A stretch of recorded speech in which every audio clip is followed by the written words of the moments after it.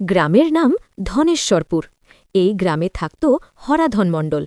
হরাধনের দুই স্ত্রী, বড় বউ কমলা আর ছোট বউ বেলা। কে বেশি ধর্মপরায়ণ সেটা প্রমাণের লড়াই। শিবরাত্রি আসছে, গ্রামে বড় পূজা হবে। দুজন বউই ঘোষণা দিল। কমলা ভোর 4টেই উঠে গঙ্গা জল আনল, বেলা 3টেই উঠে ফুল তুলল। কমলা শিবলিঙ্গে দুধ ঢালল, বেলা পুরো কলসি ঢেলে দিল।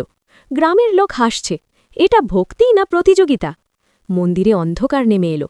হঠাৎ বাতাস জোরে বইতে লাগল। সবাই ভয় পেল। মন্দিরের প্রদীপ হঠাৎ নিভে গেল, কিন্তু ঘণ্টা নিজে থেকে বাজতে লাগল। দুই বউ কাঁপছে। একটা গভীর কণ্ঠ শোনা গেল, ভক্তি প্রতিযোগিতা নয়। সবাই স্তব্ধ। সকালে দেখা গেল মন্দিরের সামনে লেখা, ভালোবাসা ছাড়া ভক্তি পূর্ণ হয় না। দুই বউ একে অপরের দিকে তাকাল। প্রথমবার হাসল। কমলা বলল, চল আজ একসাথে উপোস ভাঙি।